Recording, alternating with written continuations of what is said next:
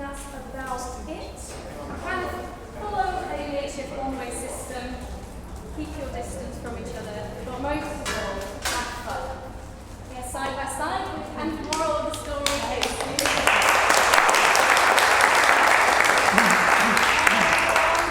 thank you for coming. We are going to show you 4 stories. We've got 2 performers of 6 out here, so it's a little bit shorter than expected. And just to let you know that we've been rehearsing on Zoom since lockdown, and we've only met twice in the flesh to practice our show. And 1 or 2 performers, it's their first time ever performing in public, so give us lots of support and enjoy the show.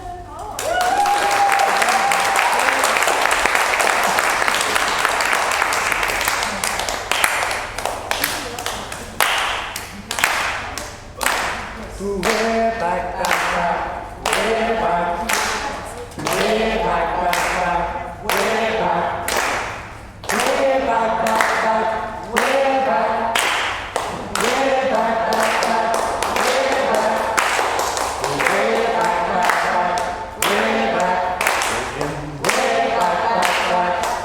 back, way back,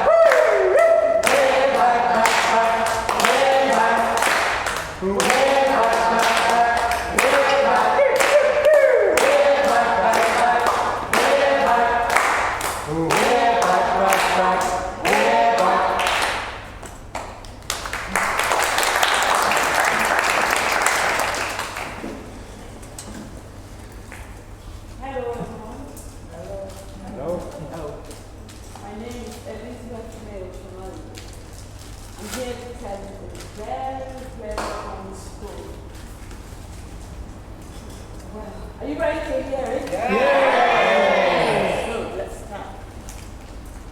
Once upon a time, in a village, there was a very wealthy man.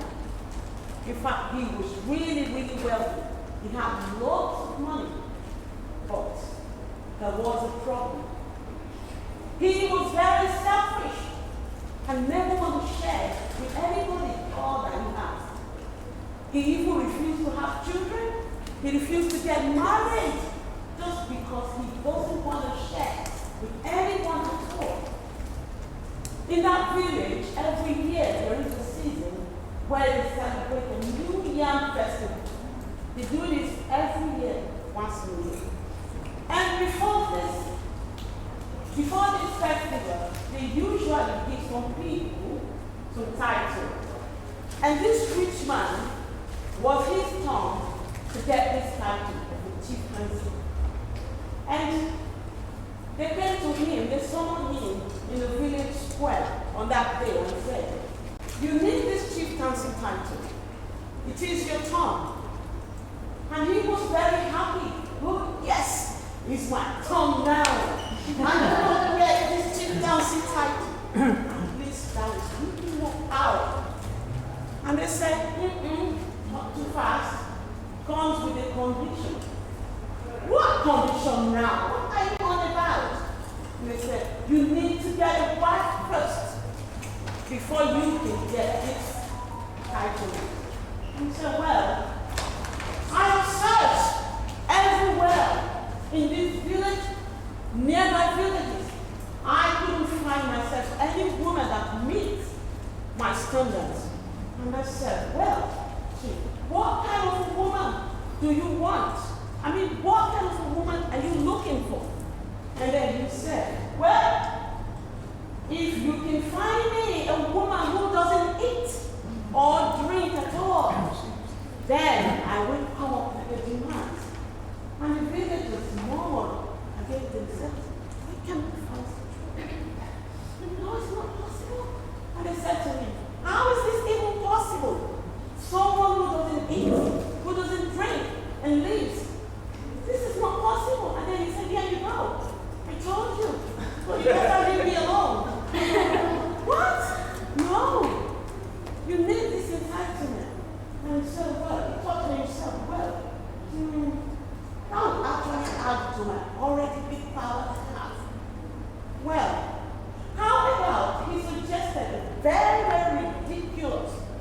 suggestion. And he said, well, how about you bring all your stocks, then I sell them for you. You know, I've got lots of customers. Then, in that way, I will be paying to buy this chieftaincy title. And they said, no, we all got married before we got this entitlement. Yours shouldn't be different. And he said, well, there we go again. Then, I'm not getting married. If you find me someone who meet my needs, I will marry. That season went by, another season came, and then they summoned him again at the village square and said, haven't you still found a woman yet? You need to get a wife and have children. He said, well, I couldn't. Okay, while they were deliberating on this, there was a very, very young girl, a very young, beautiful girl that lives in a hut alone in the forest. She was an orphan girl. She had no family. She lived all alone in this hut in the forest. Sometimes she wondered to herself, what if some beasts, some wild animal, come in this hut and eat me up? Who's going to find her? Who's going to rescue me? Since I'm alone, I have no family. And then she prayed, and maybe one day, hopefully, she can get to move out of the forest and live in a big house in the city. How is she going to accomplish this? She was still hoping anyway. Then, from the word of mouth, she heard that one of the men, the richest man, he was the richest man in the village, is looking for a wife with certain limitations, no food and no drink. And then she thought to herself for a moment, well, what if I come up with this life? I don't drink. Can I do that? No. I've never lied before. I'm like caught. And then she said, well, this could be the chance, my chance to get out of this forest. And then she said, well, yes. Then she was talking all about, I can do it. She came running to the village square. And when she got there, she knelt down before all the chiefs and the king and said, my king, your humbleness, I think I am the woman that this man is looking for. What do you mean you are the woman he's looking for? I heard that he's looking for a woman who neither eats nor drink, and I meet that standard at you. Really? You meet that standard? Yes, my lord, I do. In my family, we don't eat. We just feed on air. That's all we do. This man was happy. Woo-hoo! I found myself in wild place. In that way, I didn't have any more food anyway. And then immediately he took her home to live with him as a wife. Years went by. And then, every time he goes to the market, and he comes back home with a bag of money. Love of money. He makes lots of money, and he comes home. Hello, anyone there? And the woman says, hello, my lord, you are back. Welcome back, my darling. How was the market today? Market was good as usual. You're welcome. And he pours the money on the floor in the secret room where he had made up for his money. And then she goes there to help him to arrange all the money, side by side. The next day the same thing, the same thing. Then one day when he was away, she sat down and said, I have to do something. Otherwise, I'm going to die here. I'm going to starve to death. And I'm not going to let that happen. This wasn't my dream. When I was in a village, in a little hut, I used to go to the farmland. I used to go to the for animals. Sometimes I can catch some rabbit or rats and get some vegetables. I was okay. But now, I live in this big house. It's nowhere close to the forest. Besides, if people see me going to the forest, what will they say? They will know I'm hunting for food. And they will find out that I've lied. Ooh, what should I do? And then, my eyes was open. Yes.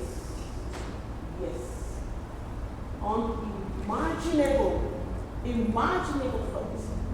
Then she ran to the nearby village and got sticky gums. Every day, before her husband comes back from the market, she takes some sticky gums and puts it under her slippers. And then when the man comes back, "Hello, my lord, you are back. Welcome, my darling. Let me help you with the money back. How was the business today?"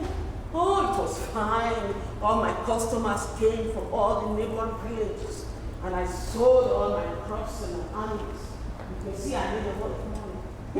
I'm getting richer by the day." And then she said, "We share it." And then you get into the room, he poured the money on the floor. He poured all the money on the floor. And then she started counting. While she's counting, she's saying, "My lord, how was your day today? Did you say all your customers came all from all around the villages?" "Oh, yes. He's looking at her. They're looking at each other. And she's walking with her legs. He did not notice. And when he goes up to the market the next day, she go out, get some food, and eat. Her hair was getting longer. Her skin was shining more than before. He didn't know. But what she did to convince him was every evening she comes to her balcony where he can see her and feed on her.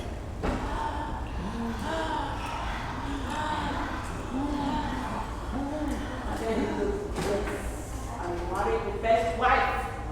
She doesn't eat, she only feeds on her. Yes. Keeping my money all for myself after I work for it. That's why I made the right choice." This continued until one day. He came back home very early, earlier than usual. Why? Because he finished selling on time. And then when he came, as he was stepping into the front door, what is that sweet smelling aroma? Is it coming from my neighbor? No. From there? No. As he came closer, as he drew closer, the smell became stronger and stronger. And then he kicked the door and said, "Who is cooking?" He was ranting. He was angry, so furious, and asking, "Who is cooking in my house? There is no cooking in this house. We don't cook, we don't eat. Who is doing this?" And then she said, "My lord, I am sorry, but I am starving. I need to eat something." "You liar! You told me you don't eat. That's why I agreed to marry you in the first place. And now you eat?" "My lord, I've always eaten. I always eat. I eat 1 to 3 times as many as I eat every day." "Really? In my house? No, this is not acceptable. Where do you get the money from, by the way?" "Well, my lord, if you really want to know how I get the money, I can tell you." "Yes, I want to know. Are you sure you want to know?" "Of course, I want to know right now." "Come with me. Come with your bag of money." She took the bag of money from him as usual, with the sticky gum already under her slippers.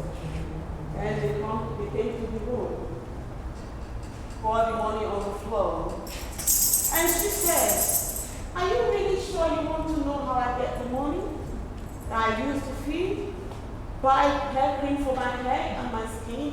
He said, "Yes, I want to know that today. And let's see who is lying." And then she said, "Okay, you know, every time when you come back, I engage you in conversation. I look at your face, but you never bother to look at my legs.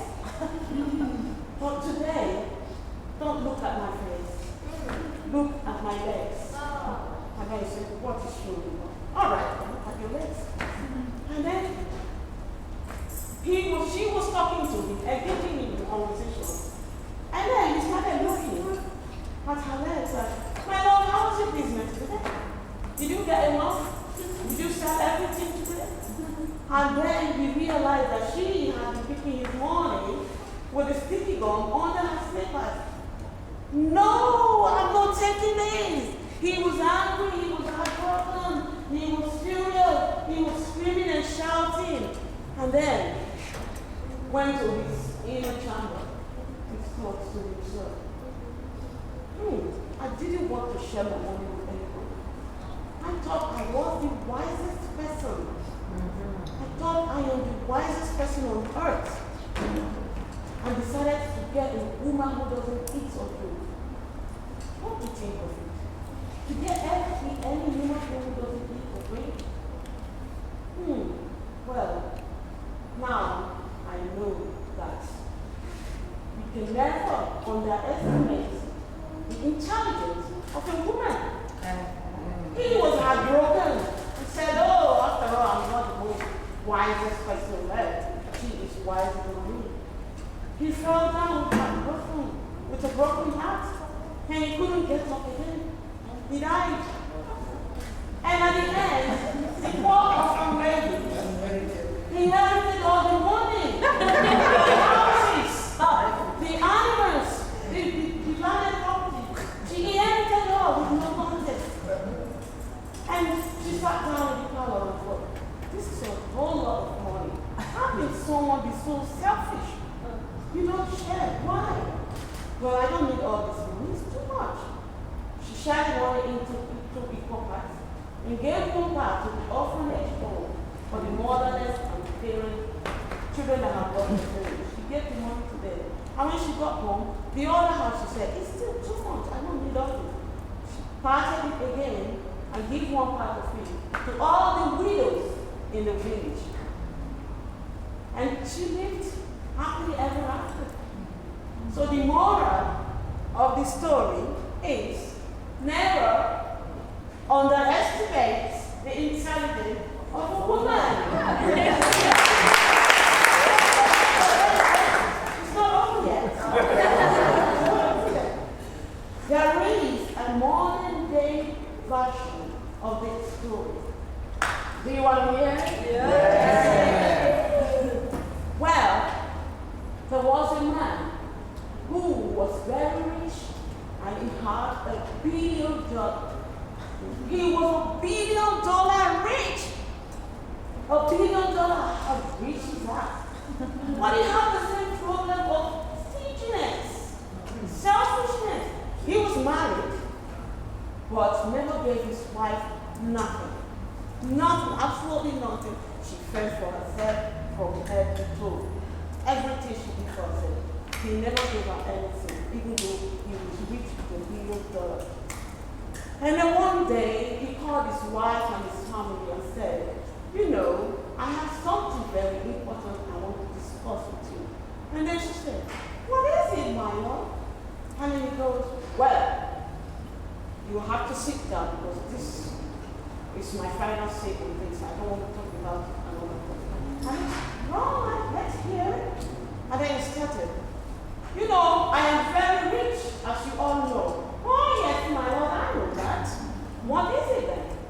Well, when I die, I want you to put all my money in my coffin and bury me with it. And she jumped up and said, what are you talking about? And he said, I make the money alone. It's my money. So I decide what to do with it. I need you to put the money in my coffin so when I get to heaven, I will have enough money to spend for myself. That's why I have been keeping the money and never shared it with anyone. Do you mean you want to spend this money when you get to heaven? Oh, of course. Do you want me to live on credit when I get there? No. I'm not sure there is credit there, but I'm taking my money along with me. And then the humble woman said, all right, my husband, if that's what you want, fine, and go to my food. And then they left him. Weeks later, he felt very, very ill. He was really, really sick. And the doctors told him that he's not going to survive the illness, he's going to die. And a day before his death, called his wife again and his family and said, "Do you all remember what I told you the other day?" And the wife said, "What about, my lord?" And he said, "That you should bury me with all my money. I mean all of them." "Do you mean all of them?" "Yes, I mean all of them, $1 billion. Put them in my coffin and bury me with it." And she said, "Okay, you have it your way. It's fine." The next day he died. And when he died, a few days later, they were doing the burial ceremony, the funeral, and the family decided that they were going to put the money in his coffin as he has instructed. They all agreed. When everyone had gone to their own home, leaving her with the corpse, she took lots of pillows and stuck them inside the coffin. She stuck the coffin with the pillow. So the pillow was already half full. And then they put the man on top of the pillow. The pillow was full. Where is the space for this $1 billion? They didn't know. She knew that she had done something. And then when it came in the morning before the burial, they started piling all the money up and started putting in the coffin. But there was no space to put them. And she came up with this idea and said, stop. The coffin is full already. You will not be able to cover it. If you put all this there, it's not going to fit it. I have an idea. And they said, what is your idea then? How about you give me all the cash and I write in a check of $1 billion? Or you're going to write in a check? Yes, I can write in a check. Well, that's fine. As long as you get to go to heaven with this money, that's fine. And then the wise woman wrote a check for $1 billion in his name, signed it, gave it to them, and they put in his coffin, covered it, and buried him in the check. And she went home with all the money. She became $1 billion. While he went to heaven with a check of $1 million. Hopefully when you get to heaven, you get a place to change. Then you wouldn't go on credit. So you see, we're still talking about the same moral of the story. Never underestimate the intelligence of a woman. We are better.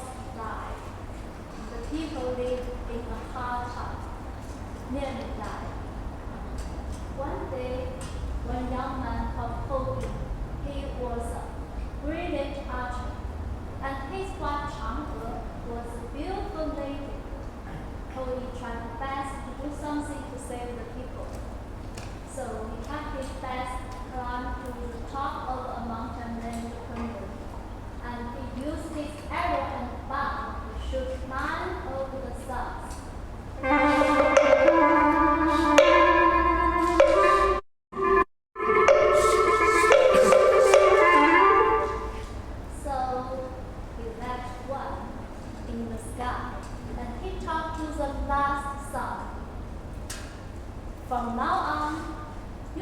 to raise up on time and go down on time.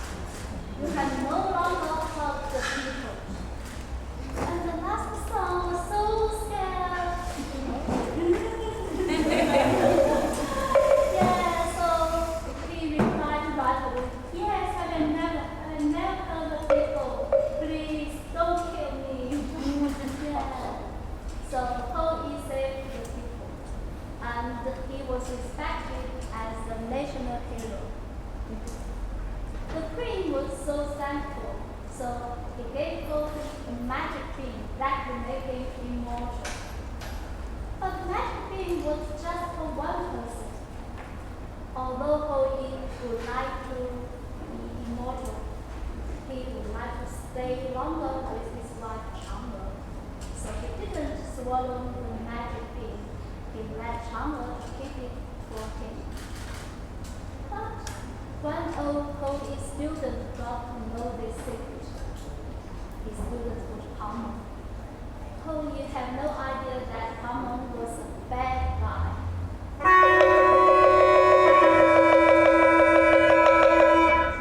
Yeah, one day, Hamon said he was ill, so he didn't go out for hunting with Holy and other students. Long after they left, Holy student Hamon rushed into the house.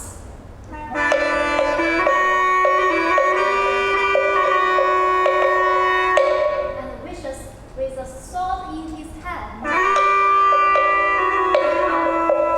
gave him the magic bean.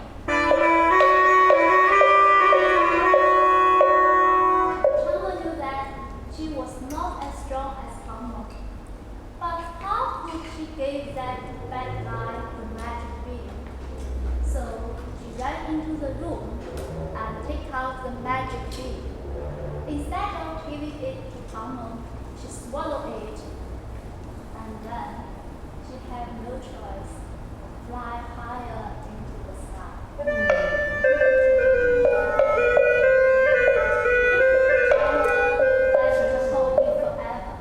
She became the fairy.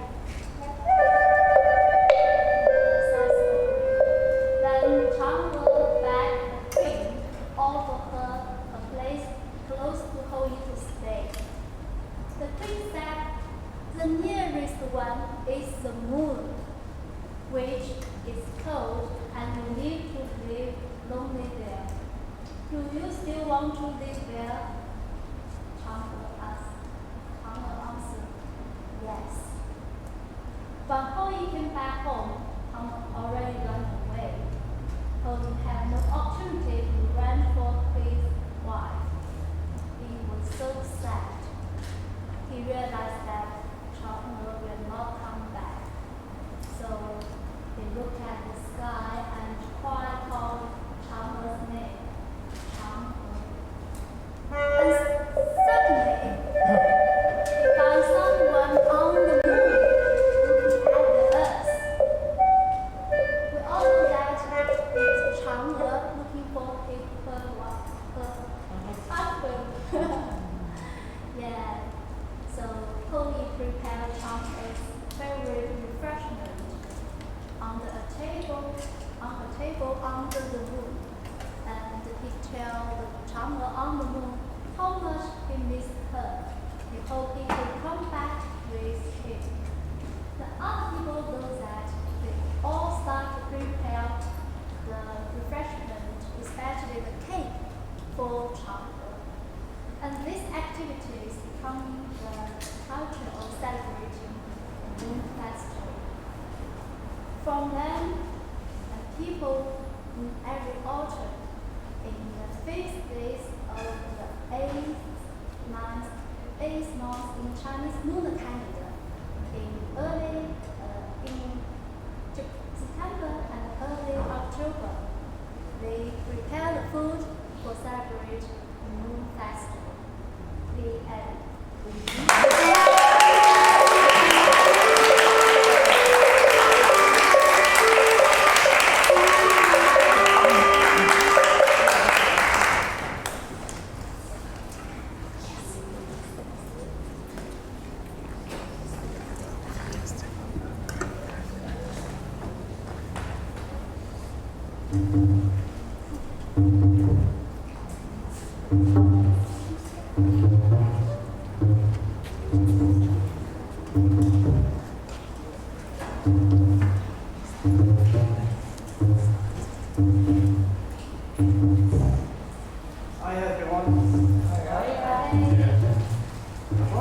a well-loved tale, Rumpelstiltskin.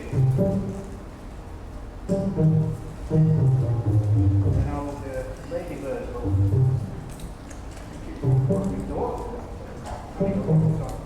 Anyway, Rumpelstiltskin.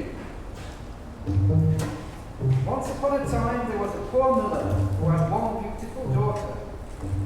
One day the king sent for the miller. When the miller stood before the king, he was rather frightened. Instead of remaining quiet, the foolish man said the first silly thing that popped into his head.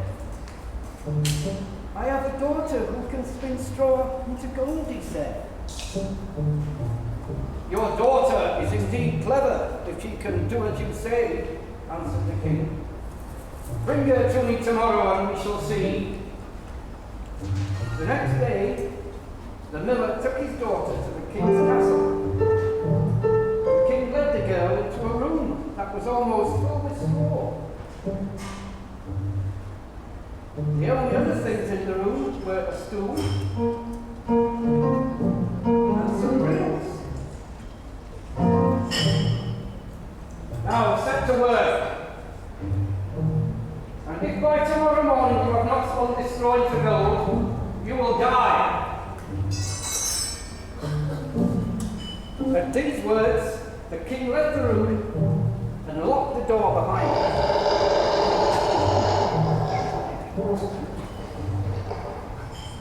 The miller's daughter sat down on the stool and gazed at all the straw. She did not know what to do. She had no idea how to spin straw into gold. As she thought about the next morning, she grew more and more afraid.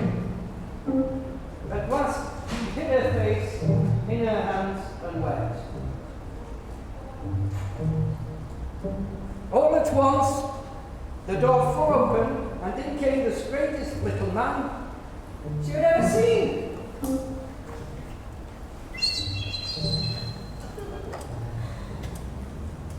Good evening. Miss Miller. Why are you crying?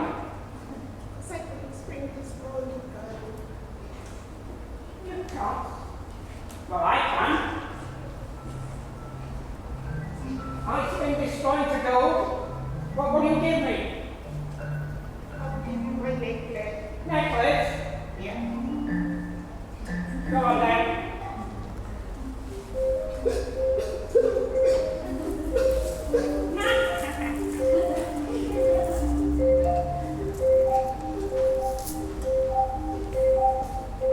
The little man took the necklace and sat down in front of the spinning wheel.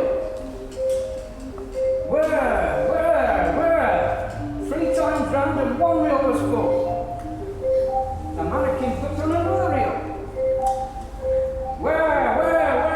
3 times round and the second reel was full. And so it went on all night.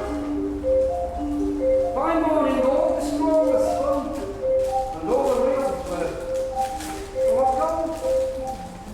Whereupon the little man disappeared.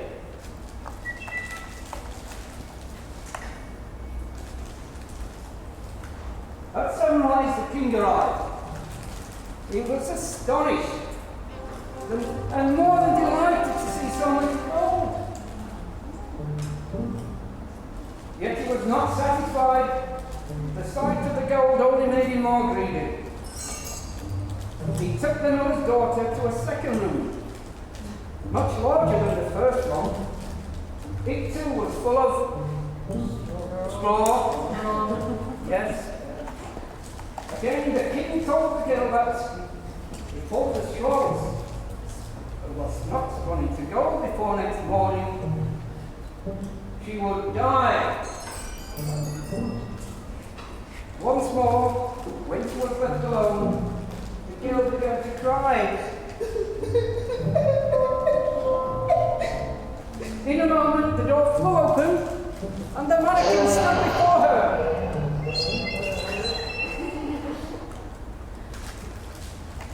What will you give me if I spin this straw into gold?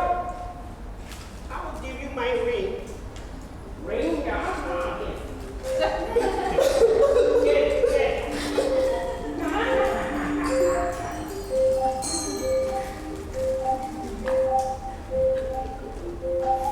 The mannequin took the ring and sat down before the spin wheel. He spun straw all night until all the reels were full of gold. Then once more, he disappeared.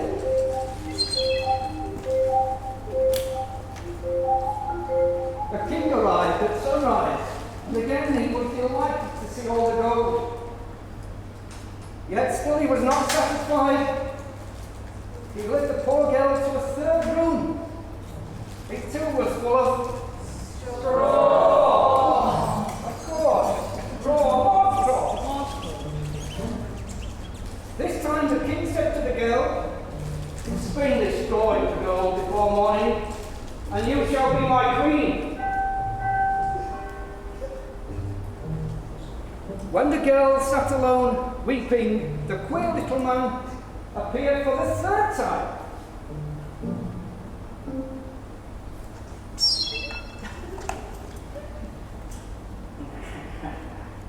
What will you give me this time if I spin all this straw into gold again? I have nothing to give you again. Nothing to give me.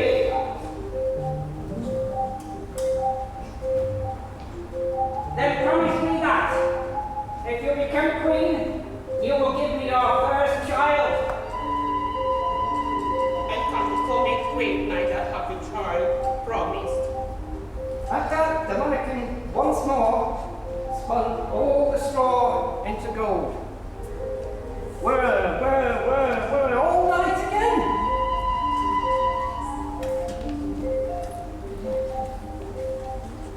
When the king arrived early the next morning, he was overjoyed at the sight of all the gold in his room. He reminded himself that not only was the miller's daughter beautiful, but also that she had brought him great riches. So he kept his promise. He married the miller's daughter, and she became his queen.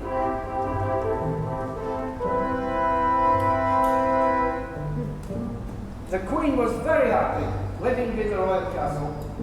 She forgot all about the mannequin who had spun the straw into gold. A year after they were married, the king and queen had a lovely baby. They were both filled with joy. Your Majesty, Princess. She wake up. She's okay now. Yeah. Okay.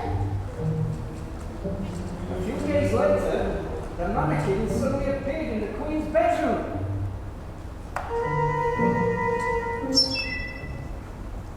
Now give me what you promised. Give me, baby. Give me, baby. You Give it promised. to you. I'm not giving to you. It's my word. Little man, you are stressing your Royal Highness.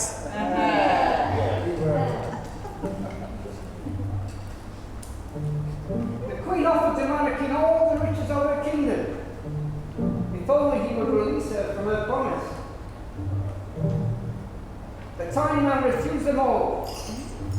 A human child would be dearer to me than all the riches of your kingdom, he said to the queen.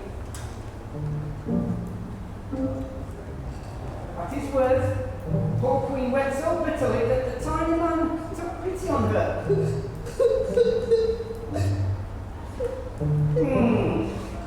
I will give you 3 days.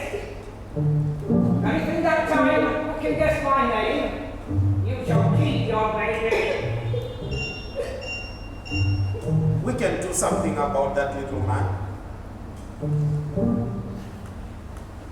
Your Royal Highness, can I go and look for all the names which we can find in the kingdom? Please. Shall I do that, little man? I'm sure among those names we can find your name. You'll never find my name. You'll never guess my name. Well, I'm going to do something about it. You'll never guess my name. The next morning, the Queen sent out a messenger to another country. He came back with a long list of the queerest names she had ever heard. Your Royal Highness, I brought all the names I can find in the kingdom. Shall I read them to the little man? Are you sure he's going to free me? Well, I'm sure he will, because all these names, among all these names, must be one of his names. Okay. Right. I've got all the names from the kingdom. Well, Is your name Oliver? no. Are you George? No, that's not my name. Jack? No. No? No, that's Arthur? not my name. No, you'll never. Harry? No. Leo? Never. That's not my name. None of them are my name. Adam? Adam, no. Christian? No. Thomas? No. Luke? No. The biblical Matthew? No. Hans? No.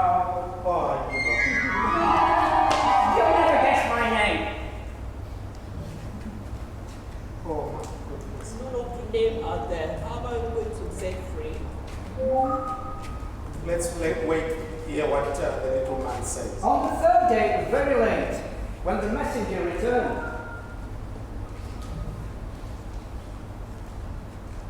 I've got another list of names, little man. Shall I read them to you again? Yeah.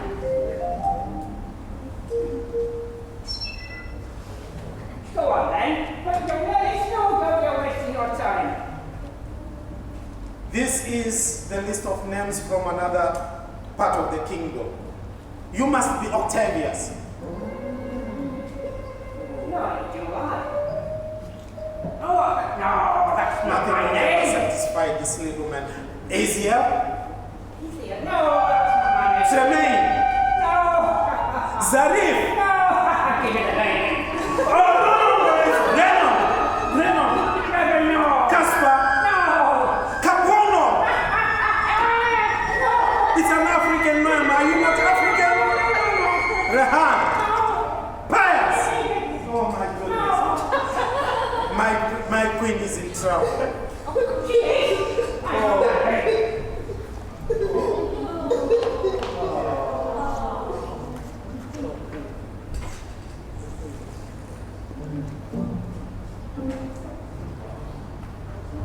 The messenger came back after hearing the little man dancing around the fire. And he found out his name. Princess! Princess!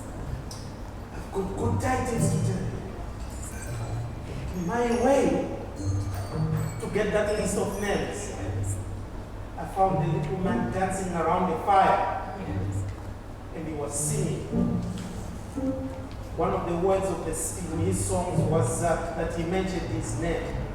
And he said he would never find out his name. But he didn't know that I was around. So, How do you think it's going to work? Because you have already called the first name, the second name is not working. How is it going to work right Your now? Royal Highness, redemption. I tell you, Your Royal Highness, you are going to be free from this promise. I'm sure I'm going to be free from this. Let's Because wait. I can give my child to anyone, please. Your Royal Highness, this time we are going to be freed from your promise. Let's wait for the little man and we'll give him the shock of his life. After a while, the little man appeared again.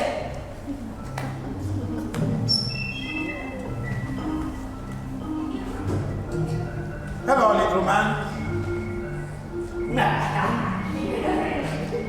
I've got the list of names for you. Yes, whatever that. You'll never guess it. This is the third and last and final day, isn't it? Boss, you know it. And that baby will be mine soon. Right. Well, let's see from the list I have. Your name is Gawain. Go away. Yeah, don't take the baby. Don't take the baby. Is your name not Paul? Oh my God, why would I have made all this stupid name? No.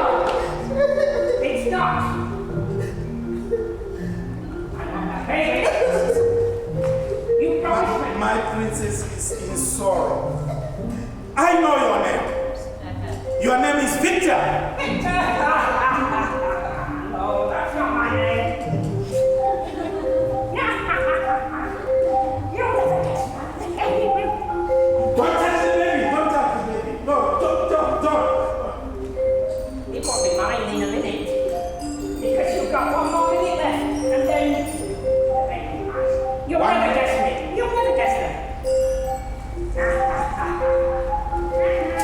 Listen. You are. Marcus Francis. Marcus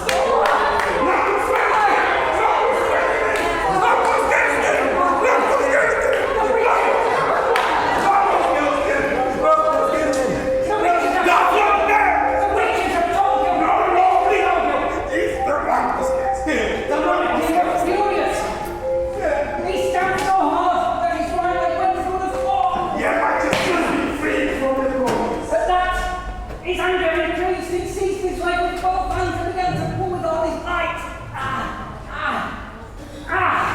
He pulled so hard that his leg came out of the hole. And he lost his shoe.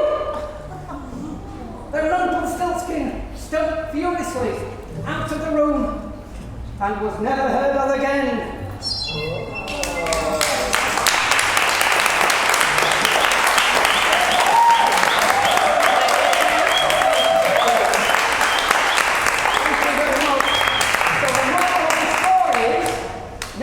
Someone who threatens to kill you.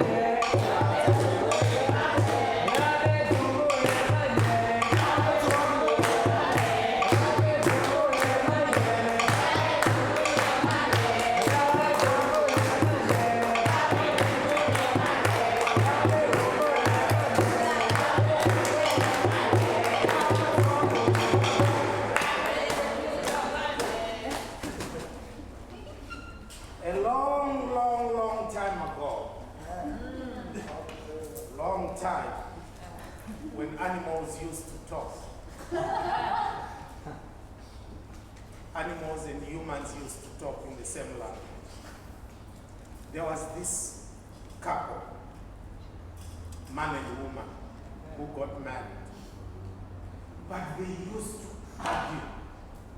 Every little bit of their discussion ended in or started in argument.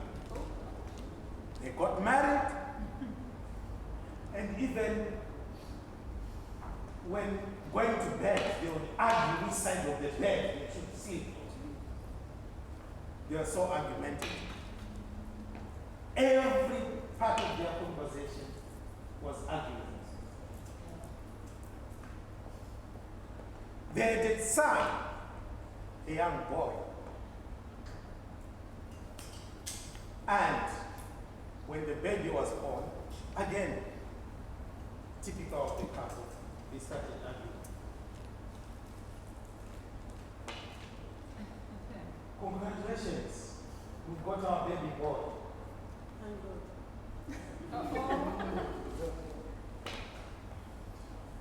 You know what? I think I've got a name for that boy. Is it? He's going to be called Tongai. What? No. His name is Tendai. Not Tongai, it's Tendai. I like the sound of the name Tongai. Huh. Are you the one that carried the child in you? I carried that child for 11 months. 11 good months in my womb. And I got back home. I am the father. I am thanking God. So it's Tendai, not Tongai. Don't fathers have no rights anymore. I didn't say that. You know, Tongai means a leader. And I can see that boy is going to be a leader. I know. That's why we have to thank God Tendai. Okay. The child will have two names then. It's going to be Tongai, Tendai. Tendai. The villagers will be calling him, they will be making fun of him. Tendai. What kind of name is that? So you are Tongai's mother. I am Tendai's mother. Okay, you call him Tendai, I call him Tongai. In one household. Anyway, when you go to your business every day and come back in the night, I am the one who stays with him in the house. I take him to the market. I take him to the street. So wherever I call him or whatever I call him, the villagers will call him too. It's Tendai. So that became the nature of the household. The couple always argued on anything. Every little bit of anything. Their discussion always started or ended in argument. One day, they decided to go on a journey I am going to see visit my their in-laws. in-laws. So, are you ready now for the journey? I am still getting ready. Can you give me 15 minutes? Another argument again. I am going to see your family. It is your family I am going to see. I need to look good. I need to look elegant. As much as possible as I can. You know that your sister, she can badmouth me anytime she sees me. So I want to look nice. I want to look beautiful. I want them to think that you are taking good care of me. Even though all you do is argue. We started talking about this journey 2 weeks ago, and you started making preparations of the journey 2 weeks ago. And you need 15 more minutes. I am almost Plus 2 weeks. Give me 2 minutes. I need to use the bathroom. So, again, typical of the couple. I am coming. Arguments and arguments. Arguments and arguments. Eventually, I am ready. they set off on their journey. Oh, yeah. Do you think it's going to rain today? I'm not sure. It looks like we've got rain clouds. No, didn't say so. Yeah, but those are rain clouds. It's not going to rain. With this heavy sunshine, how can you say it's rain cloud? It's not raining. Yeah, but can you see those thick No, I clouds? can't see it at all. going to rain, it's not going to rain. It's not going to rain. Oh, look at that blue bird. The bird with the blue feathers. Oh, Where is it? that one, among those green leaves. Which bird? That bird. You mean the green dancing bird? The green dancing bird? Is it the green dancing bird? You see green, I see blue. It's not blue, it's green. It's green, it's not blue. Okay, No, you have to- No. It's a green blue bird there. Did you call me Tonga? Tendai. It's a green blue bird. No, it's green, not green blue. It's green. Because I can see blue. Is it a rainbow bird? Is it But rainbow? at least we agree on that one. Rainbow bird, green blue bird. So they walked. Halfway through their journey, they came to the crossroads. Crossroads were like a fork road. One part of the fork road pointed to the left, and the other one pointed to the right. You know what is this? We are nearly at the end of our journey. What do you mean? I've walked this route so many times before with my father. You know, my father was buried behind the hut in our homestead. We used to use the left fork. Papa died. Papa died. You are confusing me. What do you mean we are close to the journey is coming to an end? We have not even walked in half of it. Yes, but we take the left fork. No. I remember that left. That's where my father was buried. That is not the road, it's the other one. You mean the right? Yes. We used to use the left fork of the road. No. We always use the left. All right. Tell me, when last did you use that road? 10 years ago when I came with my father. You see, this road, I passed through there 15 years ago when I went to see that your sister. Yeah, but 15 years is longer than 10 years. No, I mean 15 days ago. Oh my Not goodness. 15 days ago. That's So they kept on arguing at the fork road. And suddenly, they heard this rumbling sound.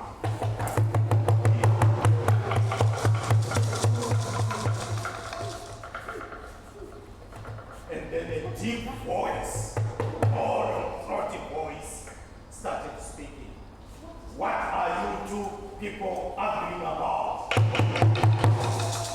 What are you two people arguing about? Don't you realize that this place that you are standing on is sacred ground? This is the ground for the ancestors. You are not supposed to be arguing here. We know, and I know, that this is your habit. Even when you are at home, you argue. I am sorry. Whoever is speaking, I am sorry. It is not my fault. It is fault. It is fault. No, it's the woman's fault. She's the one who always argues. I keep telling him that every successful man depends on there is a woman behind it. Because the woman did not listen to the woman. But my husband, he doesn't listen to me. It is the root of all the arguments. It's like the Adam and Eve story. It's all because of the woman. It's not me at all. It's not me. I am sorry. I am sorry. So as they were arguing and the voice was speaking, the voice again gave them a warning and said, I'm going to punish you for all these arguments that you always so that in future you become better people, you become people who come to compromise. And then another rumbling sound was heard, and then they started to notice that their tongues became extended. My stomach. I told you, my wife, that we should. Oh, cannot do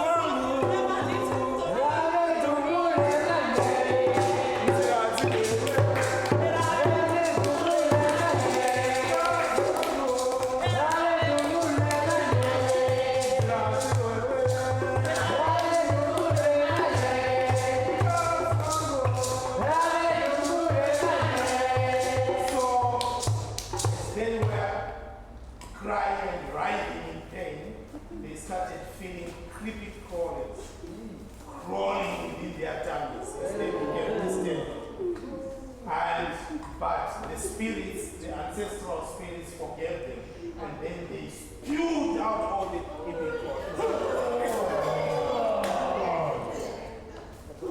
And then they became well again.